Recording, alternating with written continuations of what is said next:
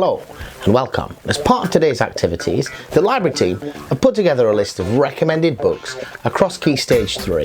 I've broken these down into year groups, but they're only as a guideline. If you like the look of something that says it's for year 8 and you're in year 7, don't let that trouble you. And if you like the look, if you're in year 9 and you like the look of what says it's available and recommended for year 7, that's fine too. In terms of your independent reading, it is important that you read widely and you read often. Those are the two really important things to look at. So let's have a look at them. In each of the 3 groupings, there's 4 books. I'm going to read you the abstract of 2 of them, and I'm going to leave the other 2 for you to read for yourself. Some Places More Than Others by Renee Watson. All Amara wants for her birthday is to visit her father's family in New York City, Harlem. She can't wait to finally meet her grandpa Earl and her cousins in person and stay in the brownstone where her father grew up. Maybe this will help her understand her family and herself in a new way. But New York City is not exactly what Amara thought it would be. It's noisy, crowded, confusing, and her cousins can be mean. Plus, her father is too busy working to spend time with her and too angry to fix his relationship with Grandpa Earl. Amara can't help wondering, even if she does discover more about where her family came from, will it help her know where she belongs? Next one we've got for you, Katherine Rundell's The Good Thieves. Katherine Rundell is a fantastic adventure story writer, really growing in prominence over the recent years. I think you'll enjoy any of her books if you give them a go, but let's have a look at this one. The Good Thieves by Katherine Rundell. Fresh off the boat from England, Vita Marlowe has a job to do.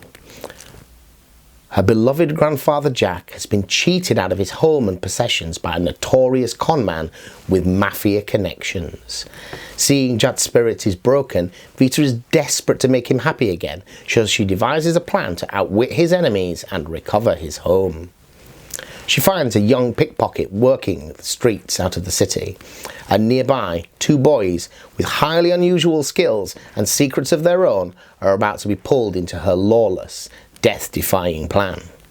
Katherine Rundell's 5th novel is a heist as never seen before, the story of a group of children who will do anything to right a wrong. 2 fantastic stories there, so I'll look at 2 more that we would recommend, broadly speaking, for students in year 8.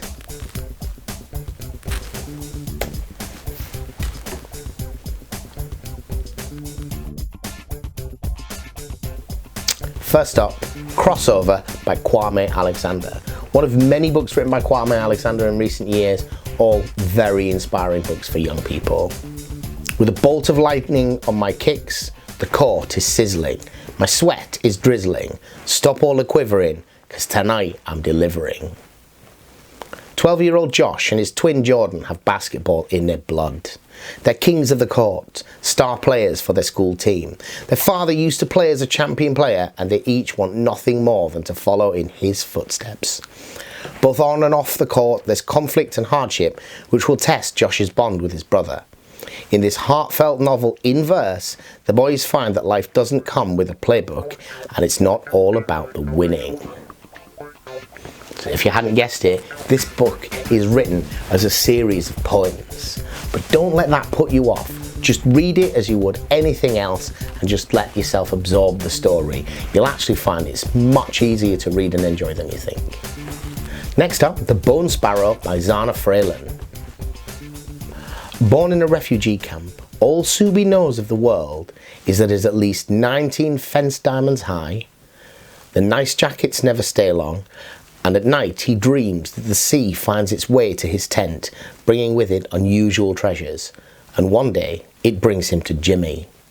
Carrying a notebook that she's unable to read and wearing a sparrow made out of bone around her neck, both talismans of her family's past and the mother she's lost, Jimmy strikes up an unlikely friendship with Subi beyond the fence. As he reads aloud the tale of how Jimmy's family came to be, both children discover the importance of their own stories in writing their futures. And finally, then, what we are broadly categorising as good choices for year 9, but again, don't let that put you off. If you fancy these books, give them a go.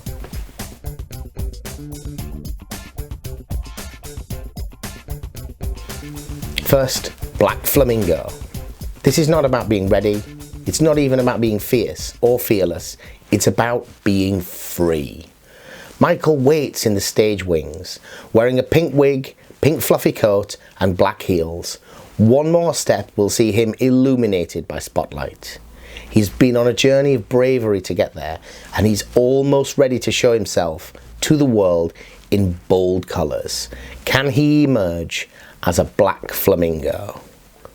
A fantastic, moving and liberating story, this one.